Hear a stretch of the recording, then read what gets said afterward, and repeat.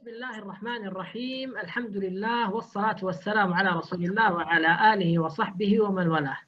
Welcome all in this special session. I will not introduce our special guest, but I will say that I hope and I trust all of you are in good health, and I trust all of you are safe. Inshallah, this pandemic will end soon and we'll turn back to our normal life. But as you know, we are in a new normal. And this new normal help us to have a special guest. Until now, since 9th of March, we have more than 28 session, panel discussion, workshop, even training in Division Q. This day, this night, for us, and this day for other people in other countries, we'll have a new workshop or just training or session with the special guest. This session will lead by a special Toastmaster. She's in Toastmaster like for 6 months, but she achieved many of things, and she is the daughter of one of senior Toastmaster, Toastmaster Adil Ayub. His name is Ula Adil, and she's champion in Division G in international speech. She will moderate this session, and she will introduce our guests. I hope and I believe we will have fun and we will learn in this session many of things. I will give that mic to Toastmaster Ula and all the guests. Master Ula, with your guest. Yes. Thank you so much, Toastmaster Turkey. Good evening, fellow Toastmasters and honorable guests. I hope you're all doing well, safe and sound at home. I am Ula Adil, and I'll be your co-host or host for today's unmatched session with a remarkable guest. Before we kick off, it is only appropriate and fitting to appreciate Division Q's initiatives of always educating and enriching its members with workshops and trainings. Not only that, but I'd like to thank them especially for allowing me to take a part of this event today. So thank you. And I would also like to give credits to DTM Abdulrazak at Turkey, a Maven Toastmaster, co-founder of OCAB Toastmaster Club and a Toastmaster ambassador in the Gulf. So for reaching out to our guest today and seeking him. And he's here today with us to give us an inspiring word. To you, DTM Abdulrazak. Bismillah ar-Rahman ar-Rahim, fellow Toastmaster and guest. Assalamu alaikum and good evening and good morning, Dr. Randy. Dr. Randy is well known to us. We brought him to Division M at the time. And Division F, I'm sorry, when Division F was the only division in Saudi Arabia. He came thinking that we stay with us 1 week, but we handcuffed him for 1 month. And we took him to the desert, and he drank the camel milk, and he liked it, and enjoyed it. He gave 1 week, several sessions every day, 2 hours, about how to write successful international speech. He loved Saudi Arabia, and Saudi Arabia, and all of us love him. So we are very happy today that he is the guest of Division Q. And Division Q is always making wonder and making all the possibilities to engage the people and give them more training to be better Toastmaster. On behalf of all the Toastmaster arena, I thank you, Mr. Dr. Randy, and I thank Turkey, and to you, Toastmaster Ula. Thank you. Thank you so much, DTM Abdulrazak. Now we proceed. The moment we've all been looking forward to with our special guest. Who is he? Well, today's guest is a 2004 World Champion of Public Speaking. So we're having a world-class speaker and a world-class speaking coach. He had trained world champions of public speakers, politicians, and lawyers in mastering their messages and presenting them to the audience in an attention-grasping way. He's well known with inspiring others, especially in leadership development and motivational speeches. and District 79 was lucky enough to have had him many times to share his knowledge through keynote speeches and trainings. His actual profession is a lawyer since 2008, following a 30-year experience in education. He holds a PhD from the University of Oregon and is an author. So, ladies and gentlemen, gear up as we're about to get a full package of excitement and world-class lessons and valuable experiences. Welcome with us, Dr. Randy Harvey. Well, thank you for that. Well, thank you for that introduction. My mother would be impressed. Well, today I want to talk to you about public speaking, and hopefully you can see the presentation I've pulled up on the board. Is that clear to you?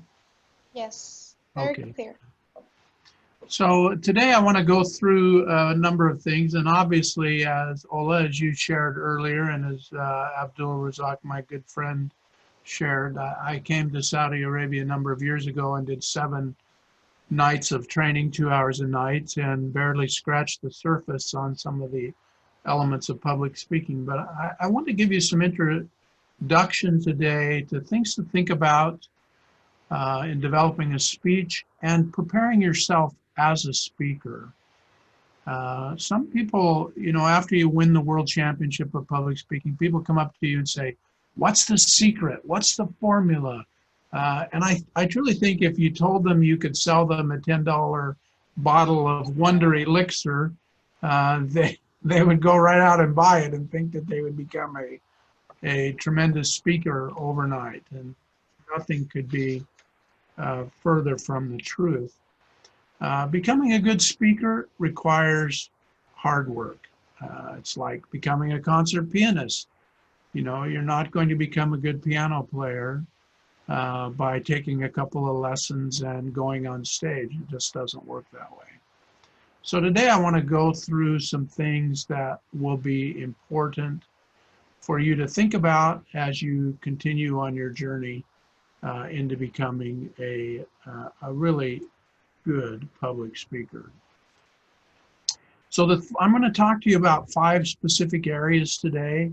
These general topics include thinking about your purpose and the topics that you're going to speak about, writing a topic sentence before you start developing your speech and start writing your speech, building a speech from start to finish. I'm going to talk about where to start, how to continue, and how to fill in the pieces. And then once you get the basic layout of your speech down on paper, how to really focus it down line by line, word by word, so that you make sure that every word that you use in your speech adds to the speech and adds volume and depth and breadth to your speech. We're going to talk about practicing the speech and specifically practicing the speech that the audience will hear. And then finally, we're going to talk about the speech the audience will see. A lot of times people don't think about how an audience is understanding a speech, and they fail to recognize that while what you say leads the way for an audience's understanding, about 80%, anywhere from 40 to 80% of a listener's understanding of what you're saying, they obtain or they absorb through observing your body language. And you just think about it in this way, if a little child tells you that they didn't get into the cookie jar, most adults, by observing their body language, will be able to tell whether or not that child is telling the truth. That and the cookie crumbs on the front of their shirt or blouse. So we're going to talk a little bit about the audience perception of what they're seeing, and then we'll take some time to answer any questions that you may have. So Aristotle, one of the foremost originators of rhetoric, the study of speaking, described his speech in this way. It has two parts. The first part, you must make your case, and the second, you must prove it. Well, Aristotle, truly, when you read his book, The Rhetoric, it would probably be more proper to say that a speech has two purposes. The purposes are represented in the premise, what the speech is trying to communicate, and in the proof, what proves that what you're saying is true, or what convinces the listener that your premise is important. And every speech has a premise. Or let me say this, every effective speech has a premise. You can prepare a speech on your way to Toastmasters meeting so that you can give the speech you're scheduled to give, and you can get by giving that 6 or 7 minute speech.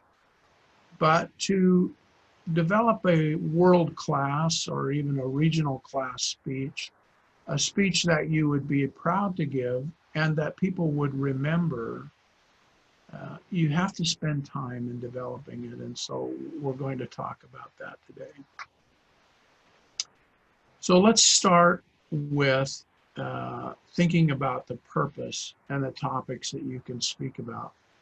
You know, there's so many things that you can deliver in a speech, but as you try to narrow a topic down to something that an audience will find valuable and want to spend your time with you to learn, think about what you want to say and who must say it.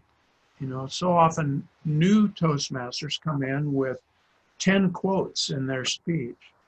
Well, the listeners don't know if that's you or if that's the person that you got the quote from, or if that quote is something you truly believe. So while it's very effective when you're starting your speeches to use quotes from other people, ideally, as you advance in your public speaking, you're going to learn how to write statements that other people will quote. In other words, writing quotable statements. Think about what you must say and how you must say it. Think about what you have to say that's new or different. Now that's a difficult concept because there's not much new in the world that can be said, but you can say it in more interesting ways. I mean, it's clear and communicates the message to say that it's raining outside.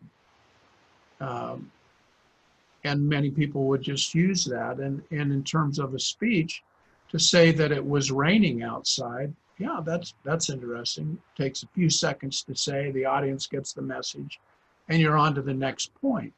But if you want that statement to register and stick in the mind of the audience, you may say that water was falling from the sky. It says the same thing, but it's said in a way that's not usually communicated, so the audience would have to think about that. They would have to ponder the question. So think about how you can say something that's common in a different way so that it will register with the audience. And we'll talk more about that a little bit later in terms of increasing the number of words in your speech by using imagery rather than just straight cognition. Why is it important that you're the person who's saying these things in the speech? You know, there's a lot of important things to say. And you can say a lot of important things, things that are important to you. But it's pretty disingenuous and ineffective to get in front of an audience and say something that's important to somebody else, but you don't particularly believe in it. So what I would say here is that what you're saying and what you believe have to align themselves. If you don't believe what you're saying, if you don't hold the truths and the values of what you're saying, the audience will pick up on that really quick, and they will tune you out in a heartbeat. Then I want you to think about, why are you the best person to say it? This is where personal experiences come in for a public speaker. You know, you can argue about my politics, you can argue about my economics, you can argue about the views, political views that exist, the weather, all sorts of topics. And you can say, well, I just don't agree with you on that. But you cannot really disagree with my personal experiences. You can't tell me, well, that didn't happen to you, or you didn't feel that way. When I talk about things that I've experienced personally, there are two things that the audience gets from that. First of all, they will immediately recognize the passion that I have about things that I've experienced. And secondly, they will notice from my speaking that my body language, my physical appearance, my facial expressions, my gestures, all of that are genuine, because when we experience something in life, we don't experience it just auditorily. We experience it holistically. So think about this. If you were in an automobile accident or a bicycle accident, or in some way injured yourself, if you go back personally and relive that memory, your body will increase its anxiety level. You will immediately become aware of the parts of your body that may have been affected. You may raise your hands uncharacteristically, because when the automobile accident, you raise your hands to protect yourself. So what I'm saying by that is the body has a psychological memory of it. It has a memory of the actual sequence of events, but it also has muscle memory from what the whole of your body was doing at the time that event was occurring. And so when you talk about your own personal experiences, you can talk holistically as an entire being, because you're saying what your memory is, but your body is also expressing its support and congruence with what you're saying, because the multi-dimensional memory tape that exists throughout your entire body, your muscle memory, your psychological memory, your emotional memory, all lines up, because it's all coming together in the delivery of that story or that event you're re-experiencing. So it becomes important to tell things in your speeches that are real to you. Now, that's not always possible. Sometimes you may be called upon to speak about something that you personally have not experienced. The best thing to do in that situation is just become submersed in the event. Learn everything that you can about it. Imagine what it felt like. Try to involve as much of your human capacity of emotion, the different ranges of emotional reaction, like joy and fear and anger and disgust, those kinds of things. As you draw upon those, you will give yourself greater depth in speaking about those events, even if you didn't actually experience them. So you're always the best person to tell your own story, unless, of course, you're bragging about yourself for something you accomplished. Then it's always better to let other people talk about how great you are. But I would say that you're the best person to tell your own story. So let's talk about writing a topic sentence.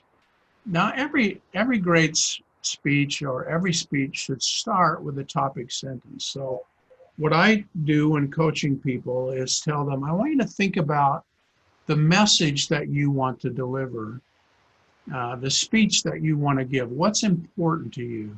You know, I think every Toastmaster joins Toastmasters first to improve their own public speaking, but also because they feel that they have a message that they want to share with people, things that they believe about and that are important. They have passionate feelings about it, and they want to communicate that with other people. It's almost a sense of evangelism. I want to share with you what I know and what I believe and what I think is important, or what I've learned, and hope that as a result of my communicating that with you, you will come to see things as I see them, or at least come to value my view of what I'm speaking about.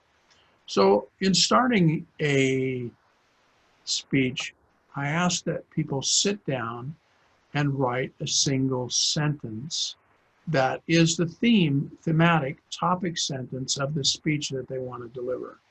Now that's important too, because when you're spending hours, perhaps even days, working on a speech, you come up with different ideas or different thoughts, and it's easy for you to finish your speech and look at it and go, wow, that talks about a lot of different things, and it doesn't seem connected. It's kind of disjointed. So the importance of the topic sentence is for you to make sure that your speech has a common theme and it stays on target. So I like to think of it this way. If you think of a good speech, you should be able to trace the topic sentence as if it were a scarlet thread through the speech from the very beginning to the last word that's uttered. And then you know that you have a speech that is coherent and has a common theme or an important message, and that important message is communicated throughout the speech. Believe it or not, it's hard to write a topic sentence. And in fact, your topic sentence, you may modify it and adjust it as you go through your speech writing process. And that's a good thing. You want to make it clearer and more succinct and sharper. But that topic sentence will keep you on track. And as you write different components of your speech, you'll continually come back to the topic sentence and ask yourself the question, does this chunk of my speech support the topic sentence, or is it off target?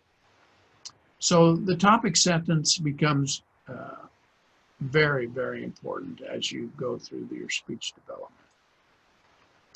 So let's talk about building a speech from start to finish. And most of us are familiar with the nomenclature of three parts of a speech: the introduction, the body, the conclusion. But I don't think many people really understand the significance of that kind of structure for a speech. We kind of let that roll off of our tongue: introduction, body, conclusion, IBC, but we don't give it its due respect and its due honor and its due thought. And there's a couple of things that I want to share with you about this that I think are very, very important. So the introduction. What we know from brain growth and development and from research in attention is that people pay very close attention when you initially start. You can increase their attention on the beginning of your speech by taking a period of silence, maybe 10 to 15 seconds before you utter your first words. Now, you might think that's an incredibly long time. And in fact, the next time you give a Toastmaster speech, after you've been introduced, stand in front of the audience and be silent for 15 seconds. Make eye contact with everyone in the room, smile at them, but just be silent. What that will do is it causes the audience to calm. Perhaps many of them are asking the question whether or not you forgot your speech. But they will become silent, and all of a sudden they will begin to focus and wonder what it is you're going to say. And once you've invested that 15 seconds of silence and now the audience is intent on hearing what you have to say, make sure that the first 35 seconds of your speech is profound. There was a reason for them to pay attention and listen, because in your introduction, you're going to say something that is critically important to the rest of your speech. Now, why do I say that? Well, Hermann Ebbinghaus, a psychologist in the 1800s, did a study on the elements of primacy and recency. He took a look at when people read a document or when people attend a speaking event, how much of the information that they go through do they actually recall at the end of the time of either reading a document or listening to a speech. And having done that, how much do they recall later, a month later, 2 months later, a year later? Do people remember what they heard in those events? And he discovered what he calls the law of primacy and recency, and that is simply this. People remember most and best what they hear first. And they hear the second thing that they recall best or most is what they hear last.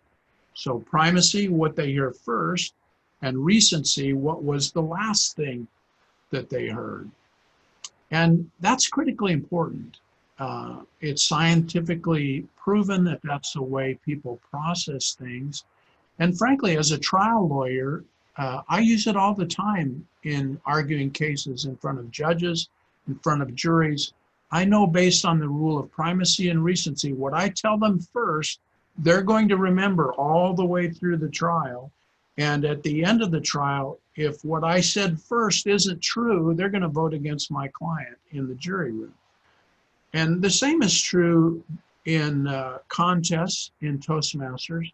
People remember what you first tell them in your introduction of your speech, and they remember what you told them last. So if you want them to remember what's in the middle of your speech, you have to tie that information into the introduction and into the conclusion, and we're going to talk about the best way to do that. So if you remember nothing from the presentation today, write down primacy and recency. I tell them what I'm going to tell them, I tell them what I told them, and I tell them what I told them at the end.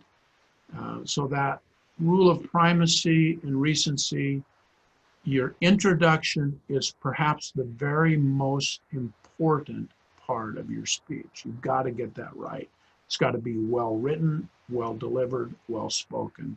And we'll talk a little bit about how to do that. Now, the other thing is that if you have a 7-minute speech, you're probably going to have 650 to 750 words. Most people speak about 125 words a minute. Sometimes women speak 140 words a minute. People from Riyadh probably have bursts of up to 400 words a minute at different times. But what you want to understand from that is it's important for you as a speaker to know how many words you speak on average a minute. And so you need to have someone record your speech and time it, count the words, and find out how many words you speak a minute. For me, it's about 108 words a minute. I'm a slow speaker. So if I know that I speak 108 words a minute, if I'm going to give a 7-minute speech, I'm going to have a speech that is about 750 words. If it's a humorous speech and the audience is going to laugh, I'm going to have to shorten that speech, because when people laugh during a presentation, it slows your speech down, and so you might get disqualified. My world championship speech was 635 words, and I practiced it for weeks before the international contest. And every time I gave it at a club or an event, it was 6 minutes and 35 seconds on the dot every time.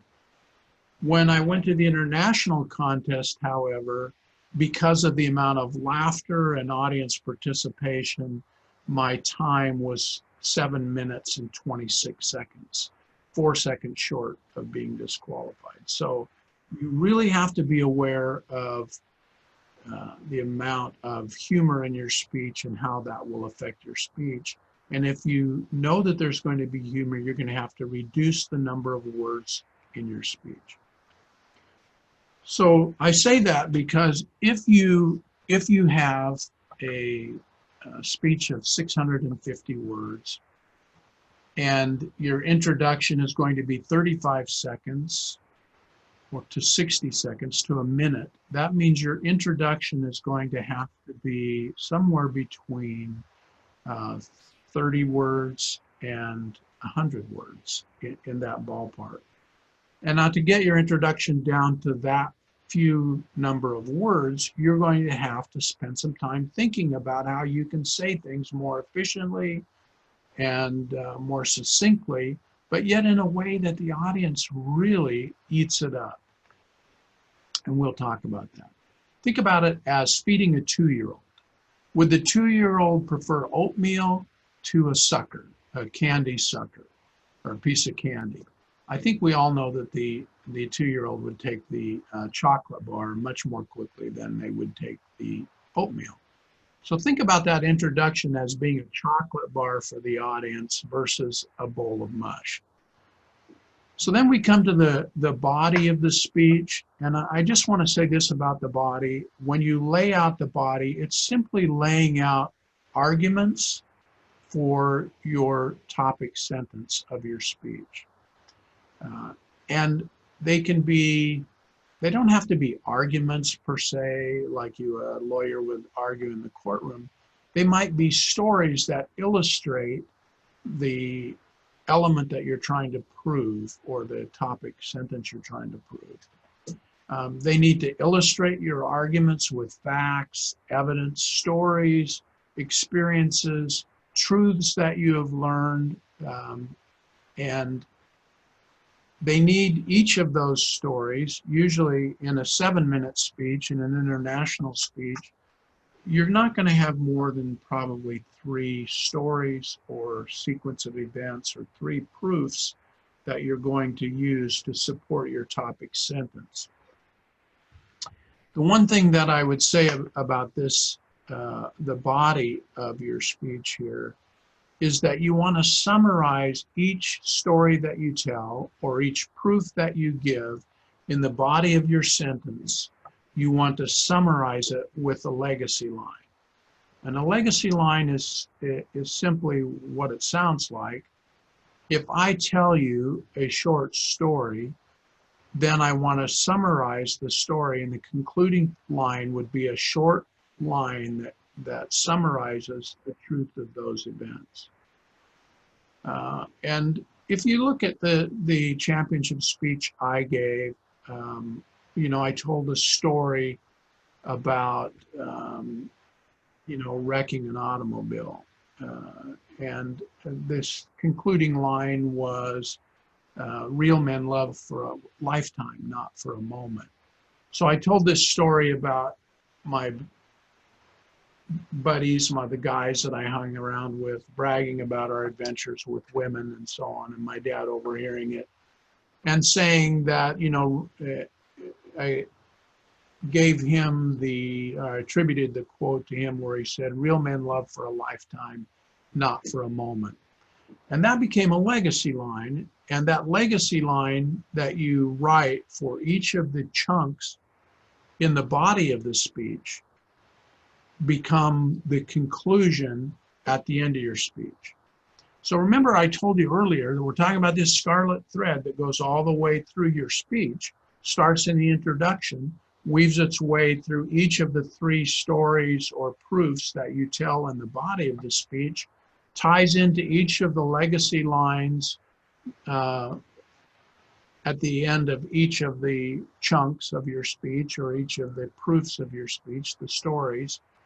And then those legacy lines are continued in the scarlet thread into your conclusion. So the conclusion, the last things you say, remember, are the second most remembered things that an audience has. So what you say first and what you say last. And this is truly important for people who are competing in contests, because the people who are scoring their score sheets as judges remember what you said first and they remember what you said last. And if you want them to remember you as a speaker, when they go in that moment of silence, when the contest is over and they're just filling out their ballots, you have to give them something that they can recall. Now, those legacy lines then will tie back through the conclusion, through the body of the speech and up to the introduction. And you will be more memorable than the other contestants because you've taken the time, you've put in the effort to really develop those parts of your speech. So building a speech from start to finish. And what I want to do today is take some time to go through probably one of the most famous, well, not probably, it is the most famous speech in American history. What's really amazing about the Gettysburg Address is that it's short. It's 2.5 minutes, 271 words. So it's basically a 3-minute Toastmaster speech. And it's truly unique on so many different levels.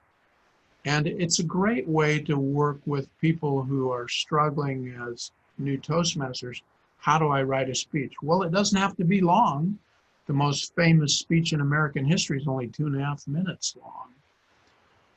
But let's look at Lincoln's topic sentence. I have it written here for you. The topic sentence for the Gettysburg Address is, "For this nation to survive, we must dedicate ourselves to the principle that all men are created equal."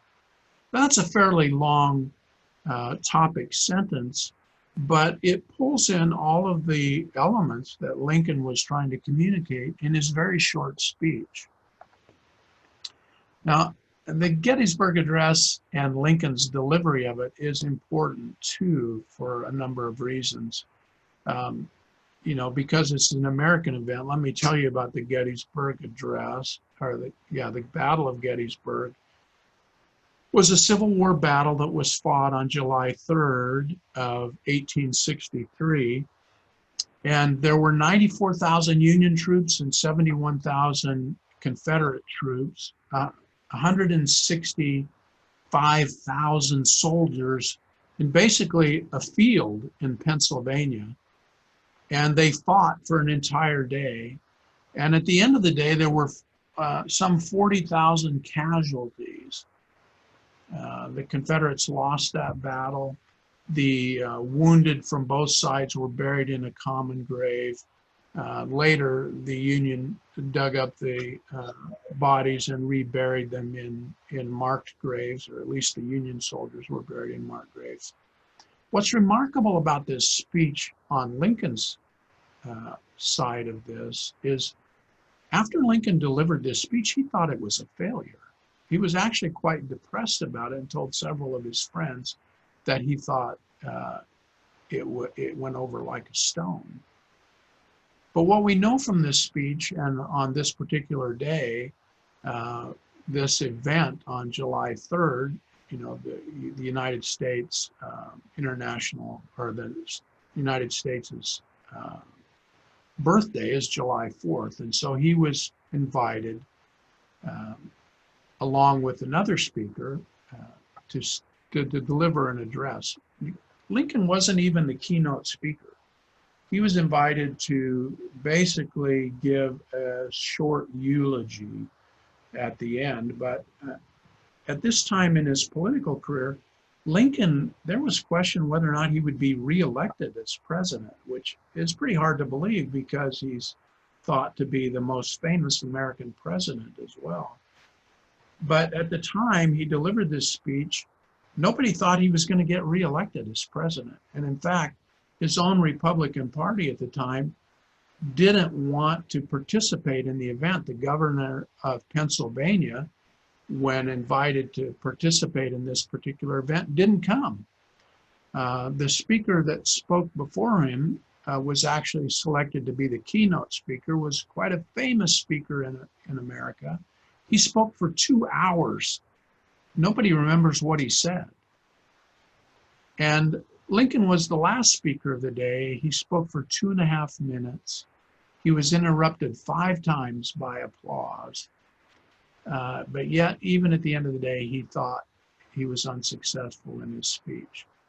Now, you also need to know that this speech was delivered on a wooden platform out in the middle of the field, and there were about 300 or so people who came to hear the president and see Everett speak. And around them were still debris from the battle, boots and swords and cannon fodder and broken caissons. You could tell that the area had been a battlefield because there was debris scattered all over it. So why is all this important? It's important because this particular speech at 2.5 minutes is probably the most masterfully written speech in modern history.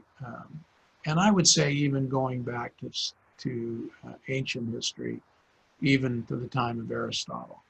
It's just well constructed. So let's move forward then and talk a little bit about why we want to look at this speech and what I want you to learn from it.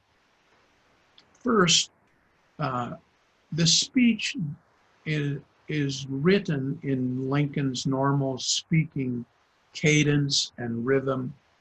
And you can learn from that as a speaker that you should write your speeches in your own voice.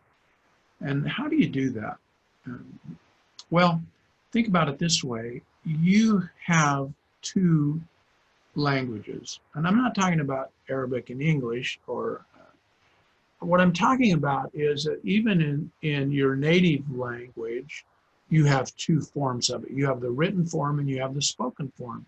And they are not the same. One of the things that speakers struggle from in countries that English is not their native language, when they compete in the Toastmasters convention or competitions, is they're competing against native speakers. Well, when you learned English in Saudi or whatever country that you learned it in, you learned formal English. And in fact, the first few times I visited Saudi, I was really struggling with why Saudi speakers weren't doing better in the competitions in Toastmasters. And finally, it dawned on me, it's because they were speaking in the formal registers of language. Now, there was a linguist by the name of Martin Jost who studied language across multiple languages. And what he discovered, they all break out into 5 or 6 basic levels. And so you have what you would call the sacred or the ceremonial level, you have the formal level, you have the consultative level, you have the casual level, and you have an intimate level. And the first few times I visited Saudi and listened to speakers at clubs, I realized that the speakers were all delivering their speeches in formal English at the formal level or the formal communicative level. And that's fine, except that the judges who will be judging you at the regional and international contests, many of them will be native speakers who are listening to see if you're connecting with an audience. And that audience connection usually occurs at what's called a consultative level.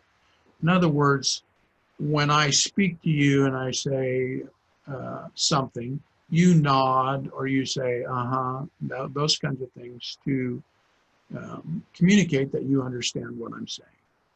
So instead of saying, as if you were speaking to the Queen using the Queen's English, Your Royal Highness, would you like a cup of tea?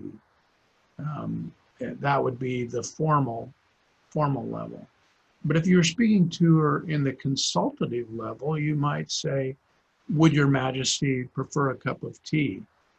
Which is not quite as formal. It's more casual.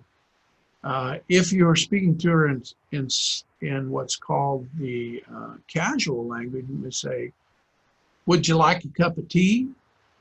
So it's more of a slang, it's fewer words, it's shorter, it's more precise.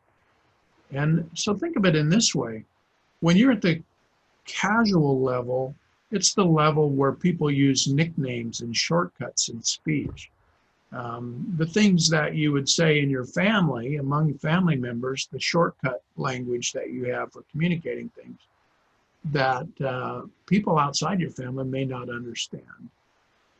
So when you're communicating with an audience, you need to understand that your movement through those different registers, those speech language registers, will have an impact on how well you connect with an audience. So talking about your normal speech patterns, to determine timing, tone, and tenor, you'd have to know the rate at which you speak. You want to speak in your normal speaking tone, like you're talking to a room full of your friends. So then we have this issue that we want to talk about here called increasing your word count by using mental imagery. Here's the thing. If you have a 7-minute speech, you have 630 to 690 or 720 words to deliver in a speech. Well, think about that old adage, a picture is worth 1,000 words. Now, why is that? Why do people use that analogy? Well, it's because we can see and process so much more than we can get from just a simple comprehension of the words that we use. Let me tell you, give you an example of why this is important. For a long time, one of the things that was happening in Toastmasters was very difficult for women to compete and win in the international contest. And generally women are very good communicators, sometimes far better communicators than men. But the difference in the way men and women communicate is women, when they're communicating with other women, tend to give far more details. Whereas, think about it this way, men, when our wife comes home and wants to tell us all the details of her day, how much do we want to hear all those details? Generally, not much. We tend to communicate in fewer words and so on. So one of the things that women have to learn in developing their speaking skills is to appeal more to imagery, to create mental images for the audience, because both men and women have 650 words for their international speech contests. If you use those 650 words to give me just details, you're not going to get very many details to me. I'm not going to get very many details. If you use imagery to communicate details, you're going to communicate far more details, and you're going to get buy-in from the audience. So let me tell you this little story, and listen carefully, and then I'm going to ask you to think about what I said and what you understood. So I walked up the steps and I knocked at the door, and I knocked again. And then I heard the shuffling of feet coming from inside the house and a faint come in. As I opened the door, there before me, a woman was seating herself in the chair and asked, "Did you bring flowers?" Now, think about that for just a moment. And let me ask you some questions about that story I just told. What kind of door was it that I was knocking on? When I walked in the house, what did the floor look like? The woman who sat in the chair, what color was her hair? And in fact, what kind of chair was it? If you take a moment and write the answers to those questions down on a piece of paper, you may be surprised later in the question and answer period when we find out what different people saw and experienced. The degree that you can get the audience to fill into the details of your speech with information from their own memory causes the audience to buy into your speech. So then how do we create mental imagery? Well, let's go back to this, the thoughts that we started this presentation with Aristotle. Aristotle's also famous for creating a very famous prospect in law in which you take two statements, and from those two statements you conclude the facts of a third. So it goes like this: all men are mortal. Aristotle is a man, therefore Aristotle is mortal. Well, what that is called is an enthymeme, which is a Greek word that means in the mind. And it's simply a process of suggesting a situation or a fact to someone, and then based on that person's own experiences, understanding, knowledge, or memory, they will complete the story with their own information. And we'll talk a little bit more about that as we go forward. But the more that the audience can get involved in your speech and provide their own information in concluding the statements or premises you've made, the more effective your speech will be in getting buy-in from the audience. So the next element here on this screen is create imagery through the use of language tools. So there are basically 6 language constructs that account for nearly all of the imagery in language. They are simile, which is comparing and contrasting two things with the word like or as. Contrast, which is the contrast of two things which are different: light, dark, short, tall, fat, skinny.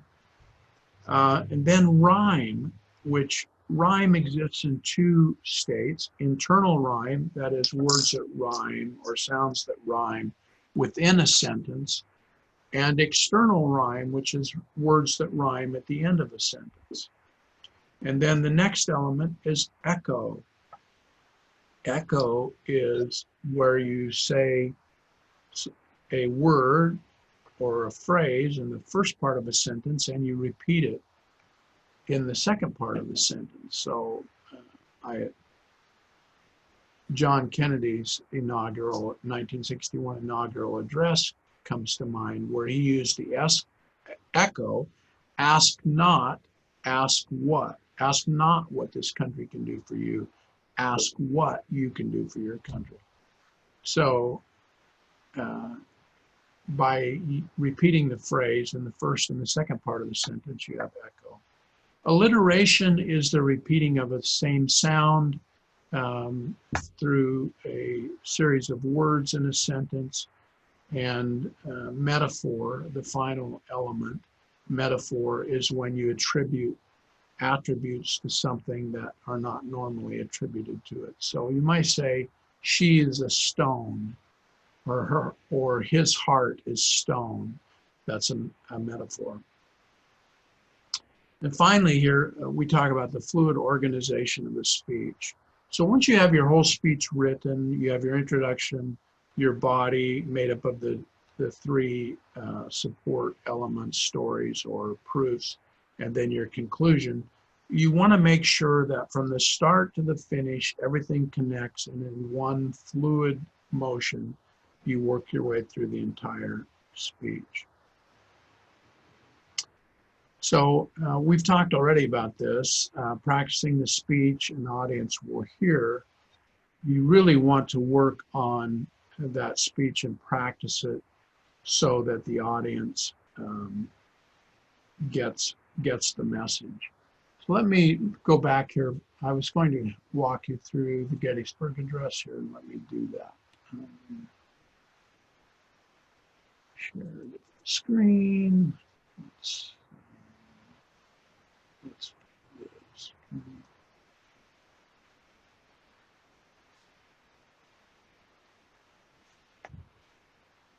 Hopefully the Gettysburg Address moved over to the screen you're now seeing.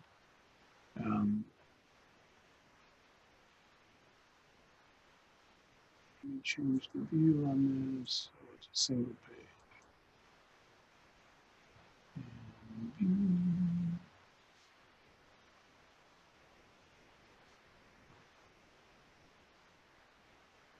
Okay, so here's the Gettysburg Address, and I'll just read it through quickly, and then we'll talk about a couple of things about it. I'm not going to go through this in detail. Hopefully you are recording this, so you can go back and you can look at the speech in its entirety in this analysis. So Lincoln starts out and says, 87 years ago, our fathers brought forth on this continent a new nation conceived in liberty and dedicated to the proposition that all men are created equal. Now, right there, that's his introduction. It's 6 lines. It's very short, but every element that he's going to talk about in the body of the speech exists in that introduction. And you can see it here in terms of the color coding. The one theme was the union, or the keeping the nation together. The second element that he's going to talk about is dedication, and the third element is all men are created equal. Now think back for just a moment to the topic sentence for the Gettysburg Address, and you will see that all of 3 of these elements are contained in that topic sentence. And that's important because we've now set the stage for what the audience is going to hear, and they're going to hear support for all 3 of those elements in the body of this speech and again in the conclusion. So now let's go to the body of the speech here. And we read, now we are engaged in a great civil war, testing whether that nation or any nation so conceived and so dedicated can long endure. We are met on a great battlefield of that war. We have come to dedicate a portion of that field as a final resting place for those who gave their lives that that nation might live. It's altogether fitting and proper that we should do this.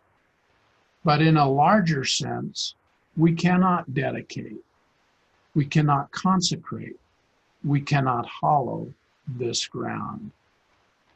The brave men, living and dead, who struggled here, have consecrated it far above our poor power to add or detract. The world will little note nor long remember what we say here, but it can never forget what they did here. It is for us, the living, rather to be dedicated here to the unfinished work which the men who fought here have thus far so nobly advanced. It is rather for us to be here dedicated to the great task remaining before us, that from these honored dead we take increased devotion to that cause for which they gave the last full measure of devotion, that we here highly resolve that these dead shall not have died in vain. Now we come to the conclusion that this nation, under God, shall have new birth of freedom, and government of the people and by the people and for the people shall not perish from the earth.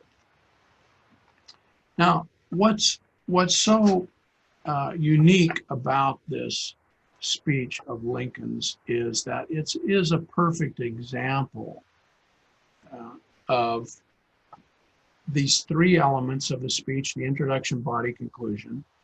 The topic sentence is visible in the introduction right here. And then when we go through the three sections of the body, he speaks in the first section here about the element of conception and dedication and endurance. In the second chunk, he speaks about those elements again. And what you obtain from an analysis of this speech is that it's fluid all the way through. In 2.5 minutes, he has an introduction that addresses the topic sentence. The elements are pulled together in the body, and then they're restated in the conclusion in a powerful way. So why is this speech so powerful? Well, you see in these boxes here, rhyme, metaphor, echo, the rule of three, which we haven't talked about today. But what you see from the speech writing and construction here is that Lincoln has used these constructs, these language constructs, to cause the audience to imagine, to see the images in their mind. So take, for example, the first one here, this box in red that says metaphor, and it looks at line 2 and line 4 as metaphor. Well, what is metaphor again? It's using attributes of one thing that are not normally an attribute of something. So he's talking here about the nation. So he says, our fathers brought forth on this continent a new nation. Well, he's using the metaphor of, pregnancy and carrying a child through term, and that child being conceived and delivered. And it's a powerful metaphor describing the United States of America. And so he's comparing America to a woman who's been in labor, a father who's conceived a child with the mother, and the child is delivered. So it's a very powerful metaphor communicating that it's important that that child survive. This new country as a newborn child needs to survive. And so it supports the topic sentence.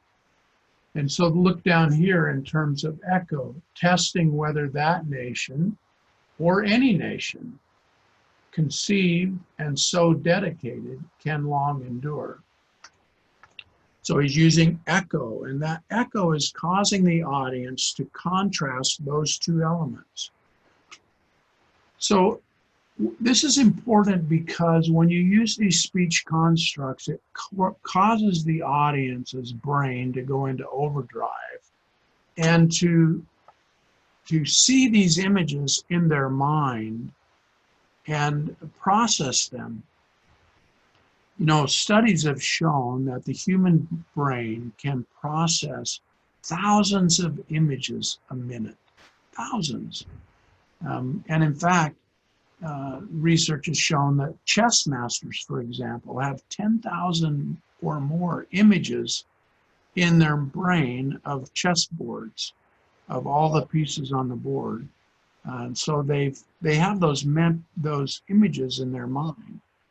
So by using these speech constructs, you can cause the audience to process your speech visually, emotionally, and in so many ways.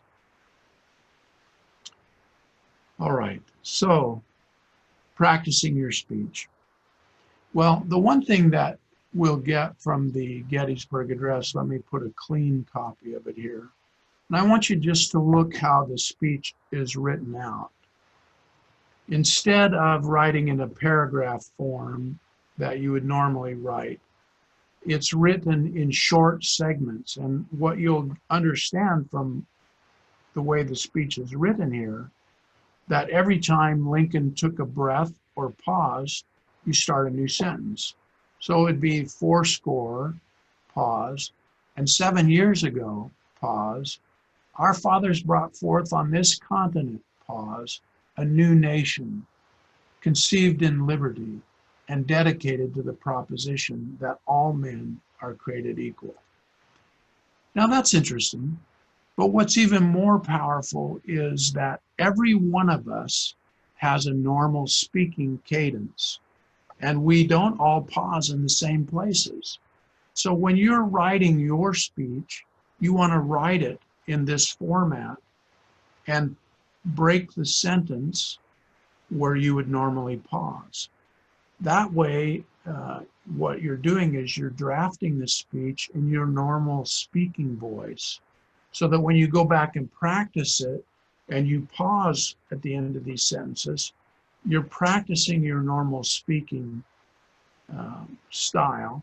And as a result of that, you'll memorize your speech in about half the time that it would normally take. Think of it this way. It's far easier to memorize a song than it is to memorize a page of sentences. Because with the song, you actually have the melody that's underlying it. And along with that melody, then you have a higher ability to memorize the speech, because the melody helps you place the words in their proper order. Well, in the same way, when you draft your speeches in this way, the cadence that results of writing it this way, it's like an underlying melody to your speech text. It'll help you memorize it far more quickly. So now we get to thinking about the speech and what the audience will see.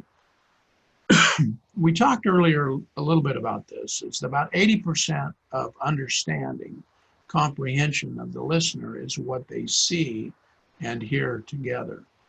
And unfortunately, if what they hear and what they see differ, audiences tend to go with what they see over what they heard.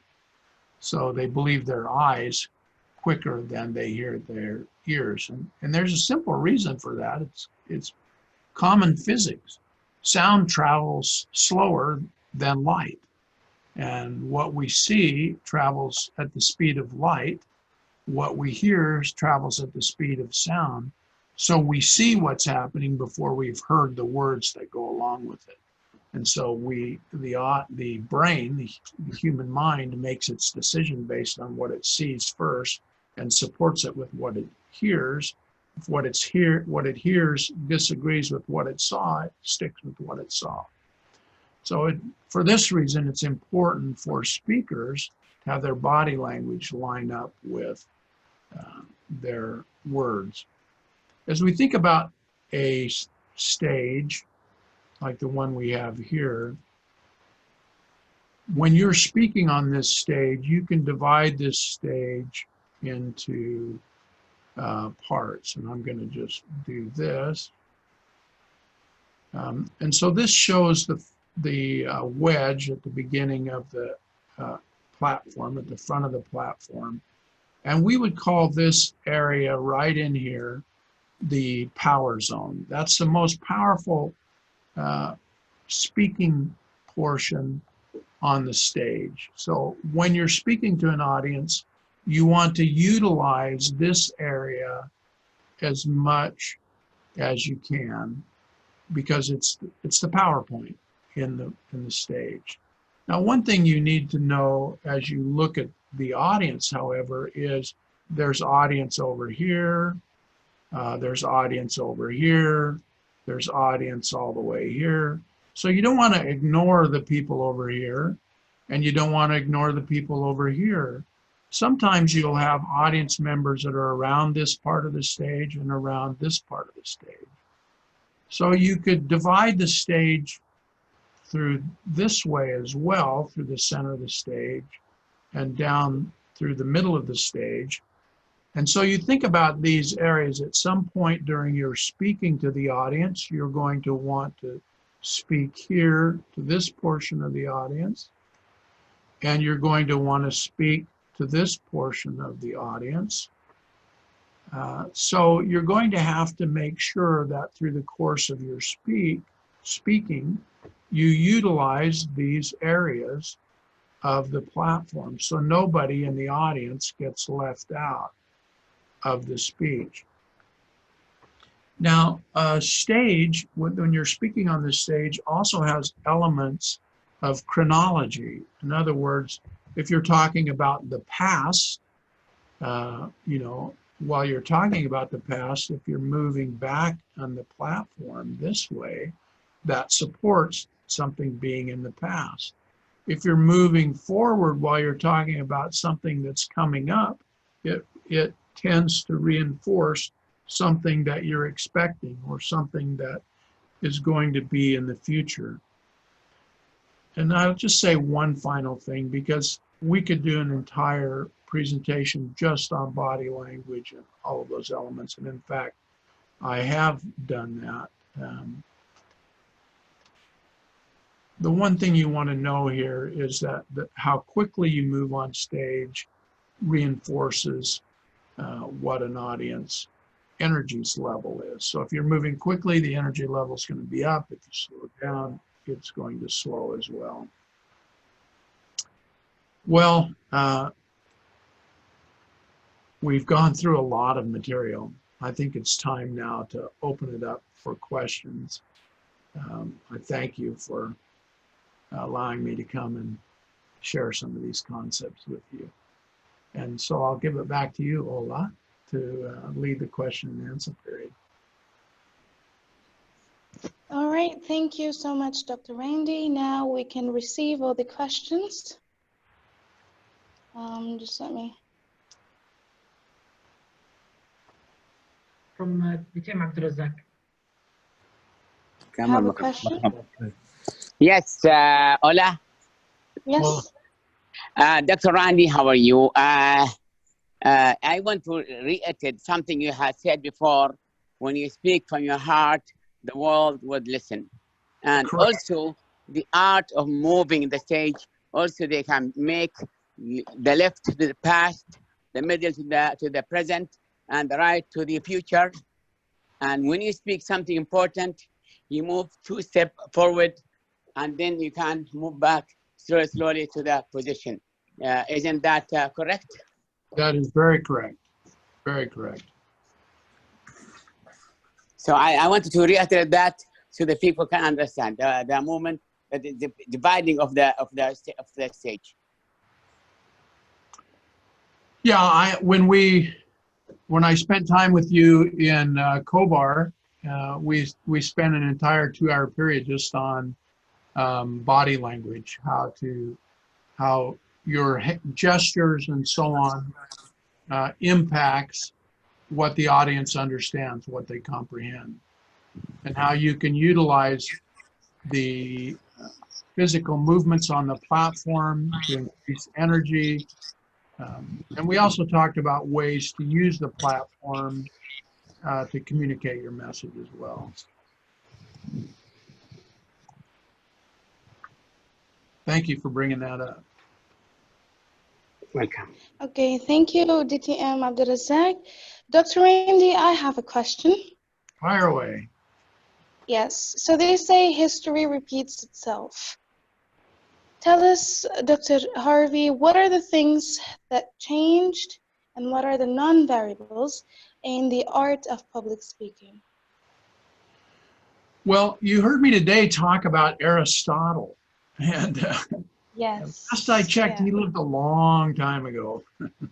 And the thing about Aristotle's book on rhetoric, it's still used today in terms of the elements of what are necessary in communicating your message to an audience. So while the different things, topics that people want to talk about and what people consider as faddish or popular, they may move about, they may change somewhat, but the actual bones and structure of public speaking doesn't really change much. So I think that, well, let me put it another way. You think of the paintings of a Rembrandt or Michelangelo or a Picasso, all three of those people were trained originally. I mean, they started out their training as painters in very formal training. And in fact, the training that Rembrandt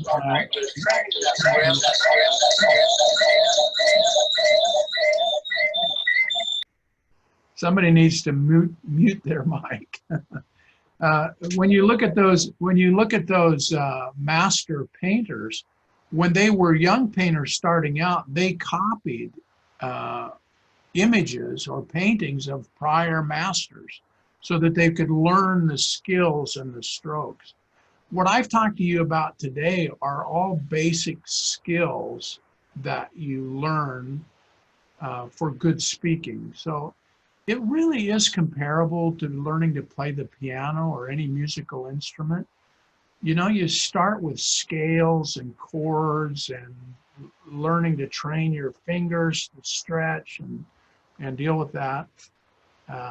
Or even, you know, think of typing as a skill. You know, when you first start, it's like finding the keys with one finger. If you, over time you develop and you don't think about it. Well, now, I mean, I took typing in college 40 years ago.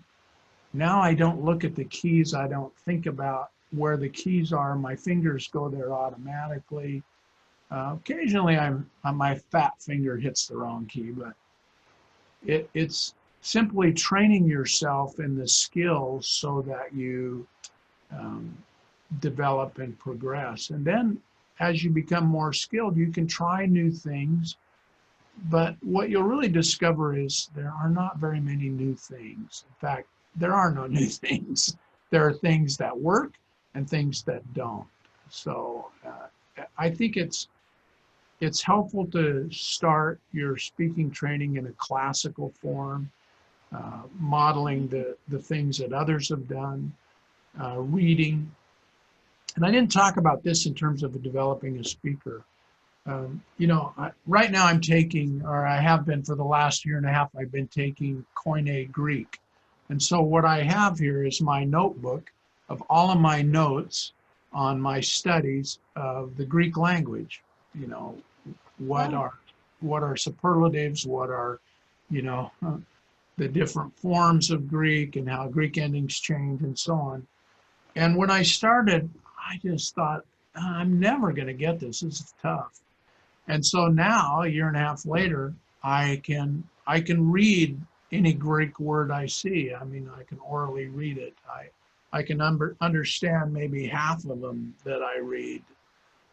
It's kind of like when you as Arabic speakers started taking English, right? You're thinking, what is this crazy Exactly. Why is this so stupid? The letter sentences go in the wrong direction.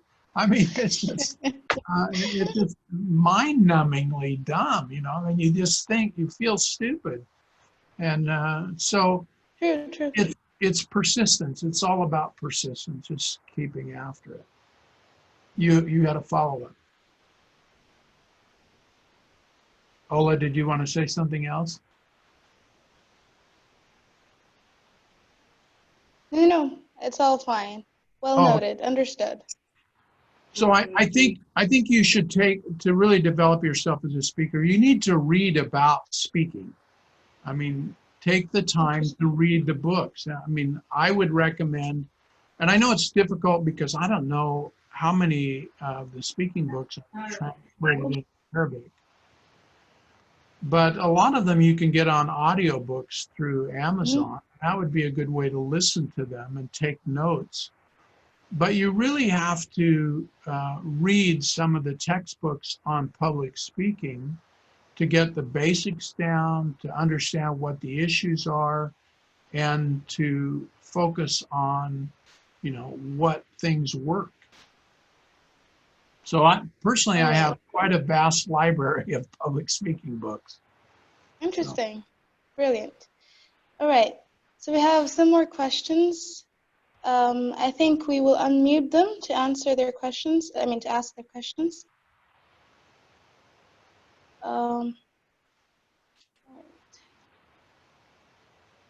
We'll start with Toastmaster Fahad Al-Mu'min. Are you there? Yes, Mr. Yes, I am there. Thank you so much, everyone, for this opportunity. Mr. Hardy, happy to see you. My question is very simple. So in regards when it comes to the online contest, which do you think that can really provide a stronger speech, formal or informal language? Well, you're going to have to learn the formal language. I mean, everyone, when you study a new language or a language that's not your native language, you're going to learn it in the formal language. They have to teach it to you that way. But, you know, when you become fluent in the language, and try to speak like a native speaker, you're going to speak in these different registers. So Martin Joes, as I spoke about earlier, who is a Scandinavian linguist, talks about the different levels of speaking. Well, when you learn a new language, you learn the formal level. But the society that uses that native language speaks at the consultative level, which is a level down from the formal, and at the casual level. And so it takes a long time to make that transition from the formal level down to the consultative and the casual level. And I would say probably the best way to make the transition down to the casual level is watching probably television programs in the native language. If you're wanting to deliver a speech in English, you know, watch the television programming in that language. If you're wanting to speak in the, thank you. That was my wife who just came in and left. And she brought me my hearing aids so I could actually hear your questions. So, so I would do that. The other thing I would consider doing is, if you're going to be giving humorous speeches, don't watch sitcoms, because that's not representative of humor. There are some very good books on humor. In fact, let me show you one right now that you can get. One of my mentees, someone I trained back, I don't know if you can see that. This book is called A Handbook for Non-Humorists. In other words, humor for people who are not funny. And it's written by Brian Wolf. And Brian has actually written several of these monologues, or these books. This one is on humor, how to use humor. He has another book that's written on the scream constructs that we talked about earlier.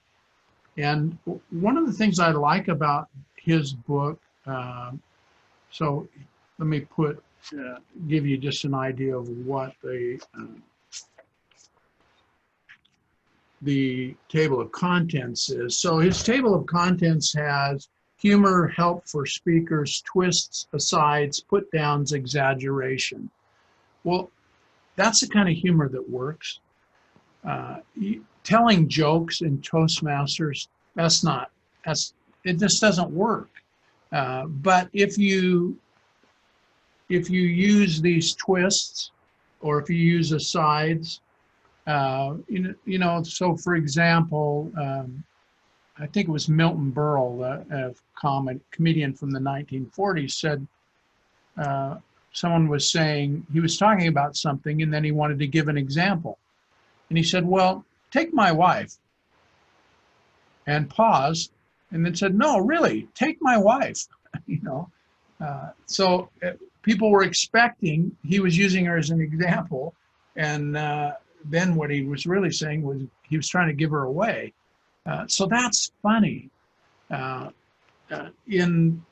if you watch my international speech, Lessons from Fat Dad, there's a lot of humor in it. And the power of humor is best used in contrast with strong reflective emotion. And so if you watch Lessons from Fat Dad, you'll see these contrasts between my mother passing away or my wrecking a car. So in the opening sequence in Lessons from Fat Dad, there's a story about, well, actually it's in the second sequence, about me wrecking my Volkswagen Beetle. And so I'm sitting on this rock because my car's been wrecked and the neighbors are all up in arms and angry. And my father comes up, he puts his arm around me and he encourages me and says, we can fix the fence. I'll buy another car, but I could never replace you. Pause. And so that pause takes the audience down into a motion of deep emotional reflection. It's a tender moment between a father and a son who wrecks his car. And then all of a sudden I jump up and I stand up and say, besides, the town will be talking about this for weeks, right? That's not a joke. I mean, it's a statement, but the audience just explodes in laughter about that. And so that process of contrast, where you take the audience to a tender moment and hold it, and then you release it by some statement that allows them to laugh. And it really is, that process is really powerful because, first of all, nobody likes to sit on a speech where someone talks about all the terrible, horrible things that have happened to them, cancer and car wrecks and all those kinds of things. And you're just sitting there thinking, oh man, I'm feeling terrible.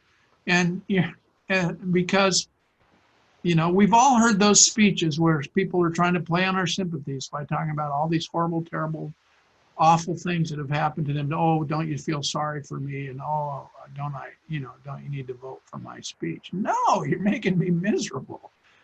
So it's a fine balance to take people into that reflective, emotional experience, but then you have to release them, and you release them with laughter. And so I would just suggest you can go onto YouTube and look at Lessons from Fat Dad.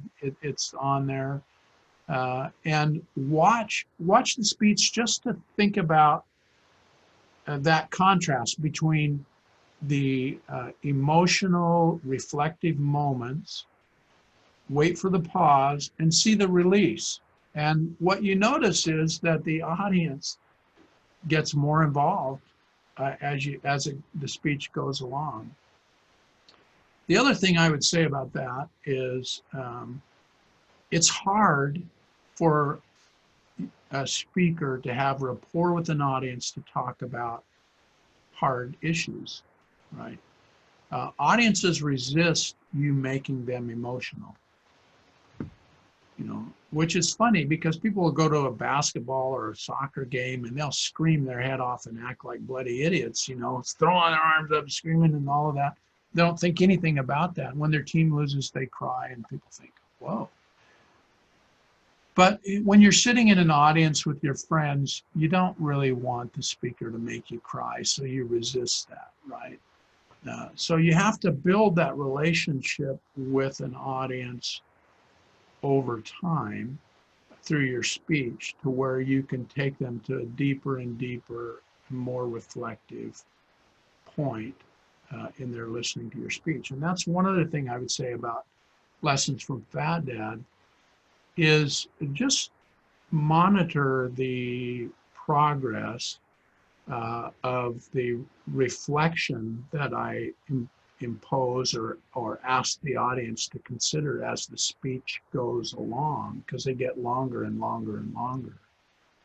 And then they're released with humor. And so even in the conclusion of Lesson from Fat Dad, I restate the legacy lines from the chunks in the body of the speech. And then at the end of the speech, the conclusion starts like this. This is my first Father's Day without Fat Dad, and I miss him. Well, what did I just communicate to the audience? I mean, I've communicated to them, he's dead. But I didn't say he's dead, right? And that is something, and let me just emphasize this, that's a really important point. People deal with death in different ways. And so don't smack them upside the head and say, somebody died. You need to deal with it in a more metaphorical way so they can process it in a way that makes sense to them, is meaningful to them. And you see that twice in Lessons from Fat Dad. I mean, people tell me when I was writing this speech, when I was developing this speech, people were telling me, oh, you got a speech. Don't have people die in your speech. Well, 2 people died in my speech, and they were 2 most important people in my life, my mom and my dad. But my mom's death was described in this way. Her sunset fell and turned to starlight. I didn't say she died. I said her sunset fell and turned to starlight. Well, that allows the audience to process that event in a way that makes sense to them and in a reflective, tender way to think about it. And at the conclusion of the speech, when I said, this is my first Father's Day without Fat Dad, and I miss him, it says to the audience as they reflect on it that he's gone now and I'm by myself. It's a very tender moment. And so then from that point I say, but the lessons he taught me will last a lifetime. When you love, sometimes you're the catcher, sometimes you're the cop. When there's trouble, love rushes in, wraps its strong arms around you. Real men, well, they love for a lifetime, not for a moment. And so we go through that process of reflection. I mean, the audience is starting to think about, this is my first Father's Day without Fat Dad, so now they know he's gone. And then I reflect on the 3 legacy lines. When you love, sometimes you're the catcher, sometimes you're the caught. When there's trouble, love rushes in. Real men love for a lifetime, not for a moment. Fellow Toastmasters and guests, the lesson is love. And I'm proud to tell you, my children call me Fat Dad, which was my dad's nickname. And the audience laughs and they're released from that reflective period there where I introduced my first Father's Day without Fat Dad, the 3 legacy lines, and then I released them. And it was interesting delivering this speech. I don't know if you know, John Greiner was the president-elect, and he was sitting right in the first row in front of me, bawling his eyes out as I went through the speech, getting Kleenex from his wife to wipe his eyes. So I knew this speech worked well. But so that's an important point, using humor to release the audience from those reflective moments. It's a very powerful tool. Sorry, I went on a little longer than necessary explaining that, but I think there's I think we'll have another session. The public speaking will be a humor speak. Yeah. If you're free, inshallah, we will arrange another meeting with you. There was a lot of humor in Fat Dad because there was a lot of deep reflection in it. Our audience, our attendants, they agree with me. Inshallah, we'll have another session. We'll try to arrange it. Then, inshallah, we'll announce. Thank you. Nazir, it's so good to see you, my brother. How are you? You're muted. Your mic is muted. Okay, we love you, man. We miss you so much. It's always great to see you. I've been to many conventions and you were missing. I said, where is my great friend, Fat Dad? And well, busy, very busy. One of my fondest memories was dinner at your house. It was just totally delightful. I just had the best time. And meeting your sons too, it was wonderful. We loved it. And I'm sure Abdulrazak Turki was always after you to do things. Well, you know, that's Abdul Razak. I mean, you can't get away from him without paying the penny. I appreciate you, Abdulrazak, really. He's known internationally. Yeah, when you talked about your speech, it really hit many lines in my life, because I remember we invited you. It was the Meridian, I believe. We were only Division one time, Division F. And when you delivered that speech, and my speech was talking about Dad. You know, when I said Dad, everybody was laughing. It was serious subject. I said, why they are laughing? Well, you know, you were there too, as I recall, when the Saudi won the World Championship. Yeah. You were so instrumental in helping Muhammad Gahtani. Without you and it was really gonna be tough for him. But you gave him the right advice, and he's a sponge. He was amazing character that can take any changes instantly.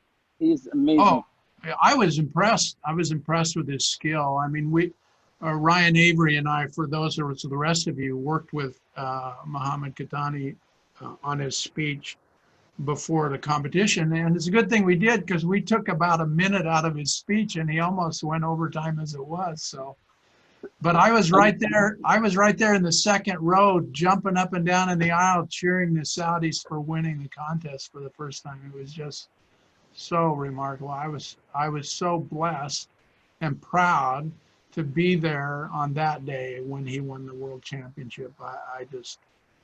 I felt like a father who had just had another grandchild, you know. True. Dr. And remember, he was resisting to change, to remove anything. He was against us all. And then Muhammad Khalfani said, you better listen to Randy. He is the one who can make you win. And he said, okay, I will remove that. One whole story he removed from his speech. Yeah. Well, he would have been well over time had he not done that, because his speech was hilarious. And as I talked earlier in this presentation, humor adds a lot of time to an international speech, because you have 1,800 to 2,000 people sitting there, and that laughter has to go all the way to the back and come all the way back up, and it burns time. So True. It's always wonderful to see you, Dr. Randy. Ditto. You're looking very good. Oh, thank you. And is your lawyer business going very strong in Washington State? I'm actually in Oregon, but it's going too good. I'd like to retire and travel the world sometime.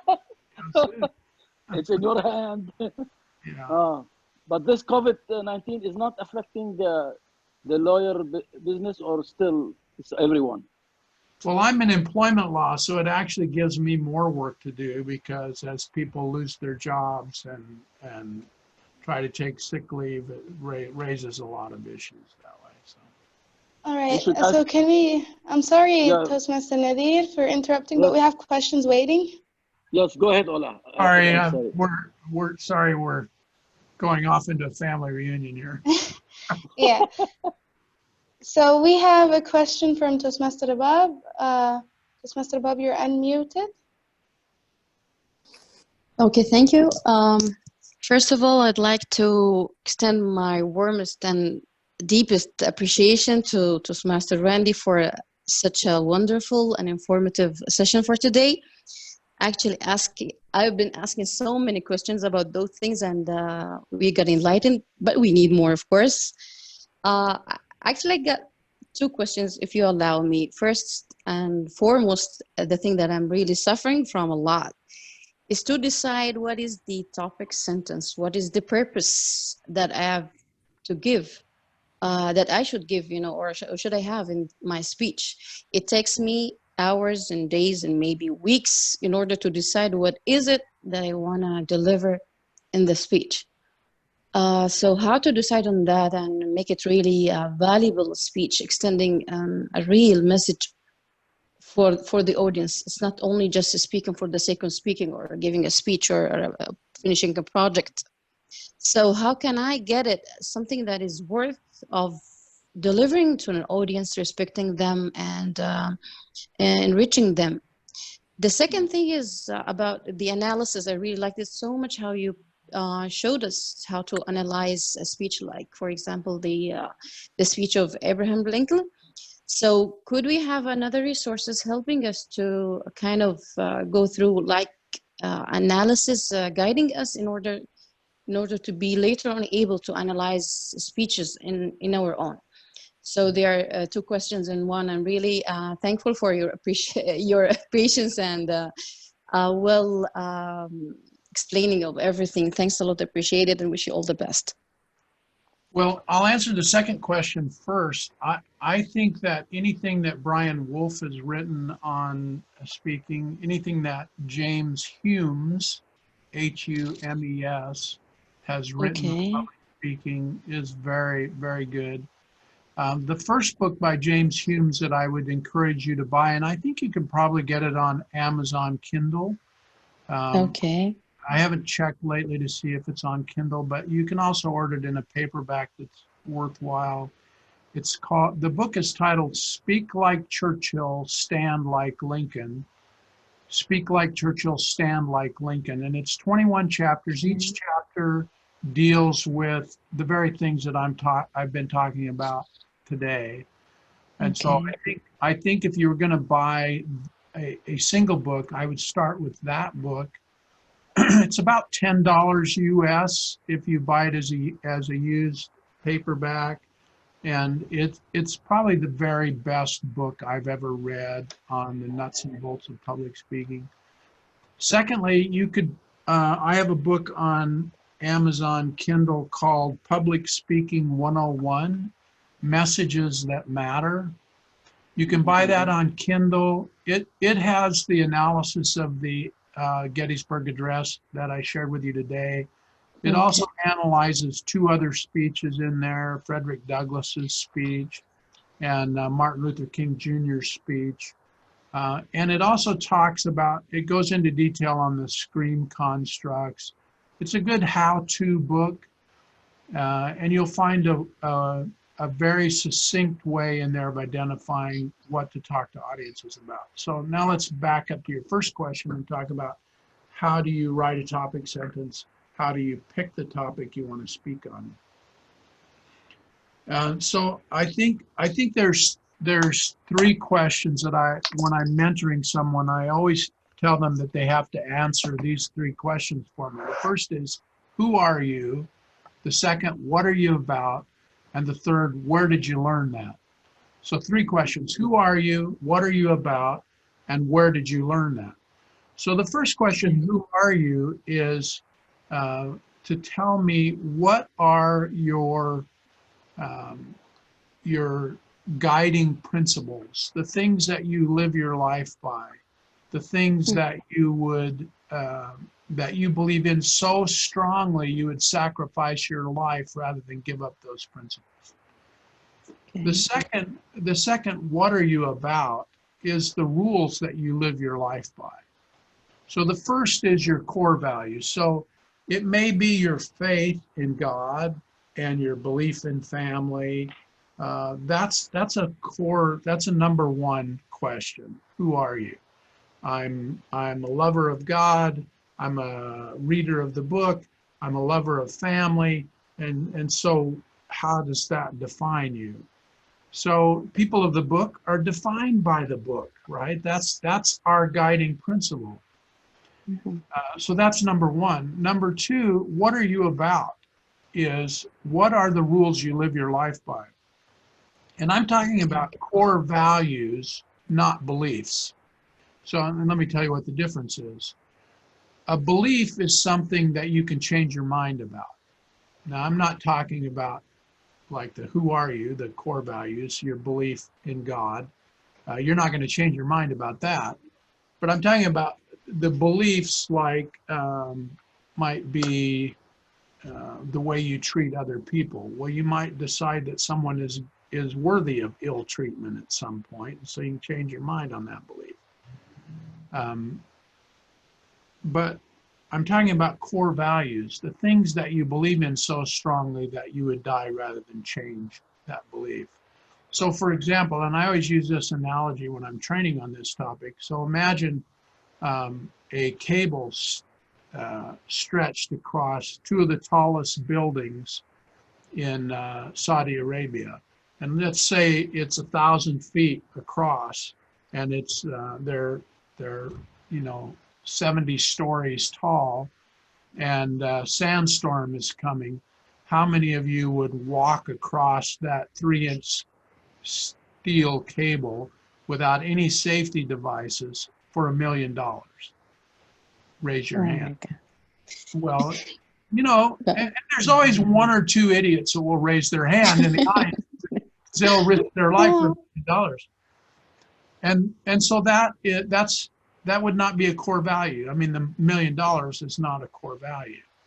So then I change the question and I say, so let's think about it a different way. So now on the other side is a 2-year-old child who's holding on by their fingertips on the ledge. Now, how many of you would cross that cable? And nearly all the hands go up. And then I always say, some say, now, which child is it?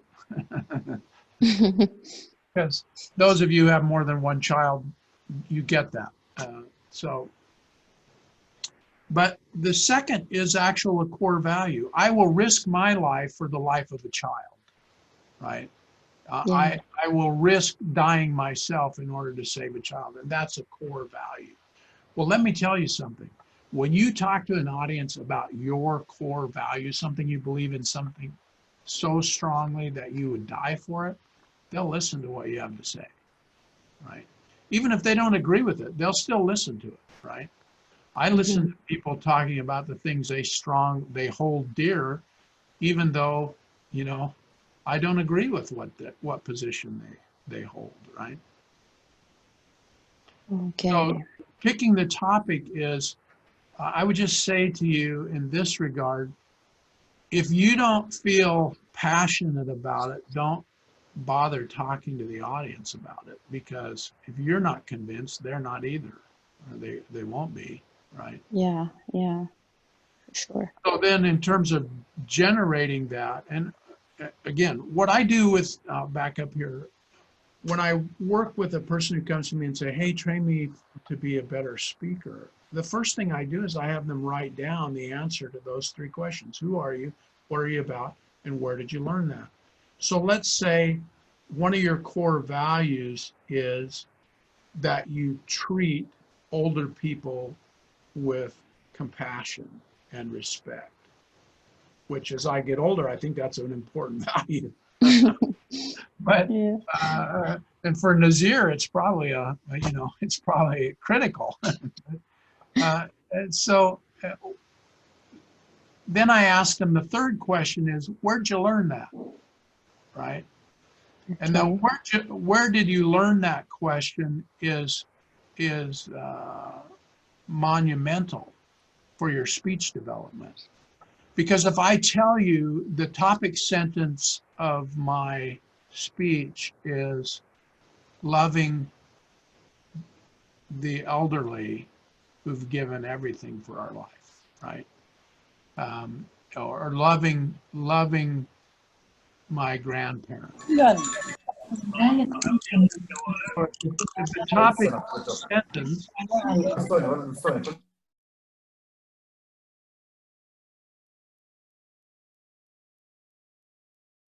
then I can take the answers to that third question, where did you learn that? So if I said, where did I learn to love the elderly? Well, the speech lessons from Fat Dad was about unconditional love, right? I learned to love unconditionally from my father. And so then when I asked the question, where did I learn that? Well, I learned it when I wrecked a car and he put his arm around me and said, the town will talk about for this for weeks. I learned that when he said to me, real men love for a lifetime, not for a moment. I learned that when he said, when you love, sometimes you're the catcher, sometimes you're the caught. So it allows me to fill in the body of my speech by answering the questions, where did I learn that? So look at it in this way. The things you're going to talk about comes from the essence of who you are. Those core principles you live your life by. The rules that you live your life by, those core beliefs and values, where did those come from? And what we know from research is that the core values we hold come from two places: the people we've experienced in our life and the events which have occurred in our life, right? So when I was a human resources director in the Thurston in Springfield School District in Oregon, they had a school shooting. And I was on scene at the high school there, and I was in the cafeteria where 22 students had been shot and were crying and screaming and experienced all of that. And the shooter was on the ground. 2 of the students died. That had an effect on my life. I mean, I cannot tolerate people who harm children or threaten children. And so, you know, one of my core beliefs is there's no mercy for a person who harms a child. It's just like, you know, the child I get, I would just as soon drown, you know, but so I can talk about that issue, and I can use as one of the proofs for my core value here, I can use my experiences in those events. So does that help with your question? Yeah, a lot, really, so much helping me. I just was afraid of, you know, being repetitive, because when you said what is new, what you're gonna introduce new to the audience, I feel that there are so many things that are common between us. So how am I gonna present it?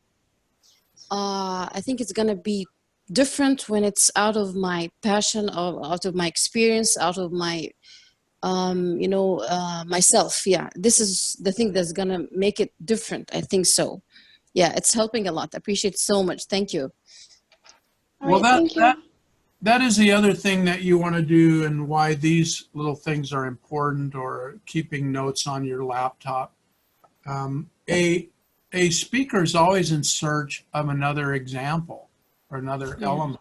So, you know, when something happens, journal about it. Use your journaling of the events of your life and reflect on what it means for you to experience what you just went through. And know that you can use that at some future point as a proof for one of your legacy lines. All right. Thank you, Toastmaster Bab, for your question. Thank you, Dr. Randy, for answering. We have one more question left. Okay. But just make it quick due to time constraints. So, Toastmaster Fahmi, you can unmute yourself and ask your question. I'm ready, ma'am. So thank you, our great speaker, Randy Harvey, for a great moment. I heard your name in 2013, and I'm lucky I'm still alive to see you again in full spirit. Thank you so much for everybody. My question is for Gavel clubs. How can we develop a core value with these young kids? still they are learning. And we want them to be great speakers tomorrow. Number two, the question is about storytelling. Do you believe that technique is a very straightforward method of touching people's feelings? Thank you. So again, let me answer the second question first. When I was in Jordan, speaking at the conference there, I had delivered the speech lessons from Fat Dad, and I had a question and answer period. And there was this one guy who stood up in the back of the auditorium. Now, there's about 1,000 people in the audience. And he said to me, Dr. Randy, I came to hear an inspirational speech, and what I heard was just a collection of stories. And the whole audience gasped because they realized. Nazir, were you there when that happened? No, I heard the story you told us in Saudi Arabia. Okay. Well, he asked this question, and of course, I had been a junior high principal, and I had dealt with unruly upstart children all the time, you know, when they are trying to be smart alecks. And so when he asked that question, I did this. I just stood there like Jack Benny and holding in this pose. And I said, well, let me ask you a question. And I said, in the Holy Quran, are there stories? And I was surprised because the audience shouts, yes. And I said, and the Prophet Muhammad, blessed be his name, did he tell stories? And the audience shouted, yes. And I said, in the Bible, are there stories? The audience sounds, yes. I said, well, that settles it. God's a storyteller. I'm not changing it. And the whole audience erupted in laughter. And the guy just slithered back in his chair and left. And the point being that, think about it this way. Every one of the sacred truths that we hold dearest in our life have been taught to us through stories. And in fact, when you get together with the guys over coffee and donuts, what happens? You start telling stories, because that's the way we communicate the things that we believe in and hold strongly. And I was doing it part in jest, but absolutely it's true that when you study the sacred writings of the religions of the world, they all contain stories, because human beings are wired to process stories. If you don't tell stories, you're not going to get your message across. So I think that is critically important. Thank you. So your second question was, how do we connect with kids? Let me tell you, being a junior high principal, dealing with 12-year-olds to 13-year-olds, 11, 12, and 13-year-olds, and being for a long time an elementary teacher dealing with 10 and 11-year-olds, teaching grade 4 and 5, you have to be able to communicate with kids in stories. And so the best way to understand what a kid is thinking is to have them tell you the story about what's going on. And they'll lay it all out for you. They're not smart enough to know that you're figuring them out by the story they're telling you, right? So I would say take the time to spend some time with the kids and find out from them what's going on in their world and what they think is most important and what they're most upset about. And let them develop speeches about those things and do the research on those things. The other thing is that one thing you might consider with kids in that age bracket is some form of debate, where they pick a topic that they want to debate, and then they have to debate both sides of it, which, by the way, is a very good skill for everybody to learn, how to debate both sides of an issue rather than just picking one and sticking to it no matter what. So I hope that answers your question. Thank you, sir. Thank you so much. Yeah, right. as a matter of fact, Dr. Randy, I learn from the kids a lot, that more than I give them. These days, they are really smart, they are uninhibited, and they tell you the truth. Yeah. Mm. Humans don't become inhibited until they get older. We are young, man. Yeah. All right, thank you so much for the ones who asked questions. We have no more, and I'm sorry if you had, but due to time, we ran out of time, so there's no more questions. Thank you so much, Dr. Randy, for answering our questions and enlightening us with such a beautiful and informative topic for today. It was a privilege to have you with us, and I was honored to be the host today. So I extend my thanks to Division Q, to Toastmaster Turkey, to Toastmaster DTM Abdulrazak, and for you for making this possible, and back to DQD Turkey. Before we conclude, DTM Harfi, do you want to add something before we conclude? I just want to say thank you for letting me come back, even though virtually, to Saudi Arabia. I have enjoyed my friendships over the years with the folks I've met back in 2005 and 2006, my early travels there. Long-term friendships. I love you all in the country. And let me tell you just one quick story, if I might. The first time I went to Saudi Arabia, my family was so afraid because of all of the beheadings and stuff that had gone on in the Arab Middle East, and my wife was so concerned.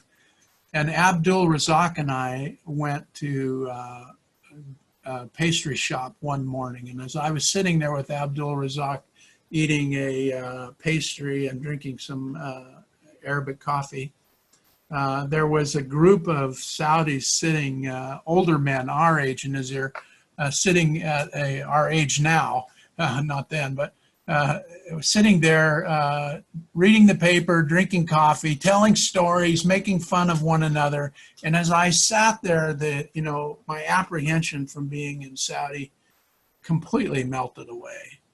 And I went back to a time when I was a small boy sitting in a restaurant with my dad across the table, listening to a group of farmers in bib overalls and John Deere tractor hats doing the exact same thing. And I realized that people are the same everywhere. And when I saw the affection that Saudi parents have for their kids, I realized it's the same affection that we have for our children. And I made it my purpose from that moment going forward to communicate that message wherever I went, that, we're all the same, even though we dress differently. So. God bless you, my friend. God bless you. And you too. Really, I don't know how I will conclude this meeting. We don't want to conclude it. Really, we have fun. It was a great session from the great speaker, guest, and champion. And the moderator was great. Really, she was amazing. And really, I'm confused. How can I said goodbye for all? But I will share with you this message. I believe, and we all believe, that we are in critical situation. But as leaders, as Toastmasters, where always said that where the leaders are made, leaders are focusing in solution, not the problem. Focusing in hope, not the pain. Focusing in continuing their journey, achieving their goals, and they are so supportive for others, like our guest. He didn't hesitate when DTM Abdulrazak Turkey called him and connected me with him, and he said, okay, directly within 2 days, he said, okay, in short time, but he said, okay, I'm ready.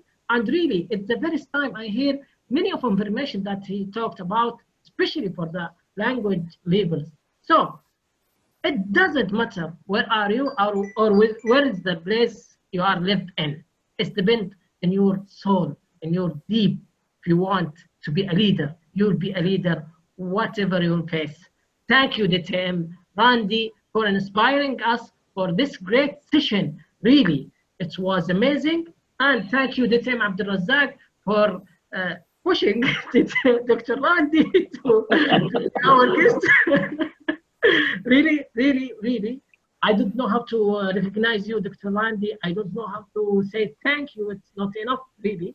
And thank you for my mentor, DTM Nazir Al-Qasim, my mentor, DTM Fahmi, my mentor, DTM Samir, and all our attendees for your joining us and sharing this great session.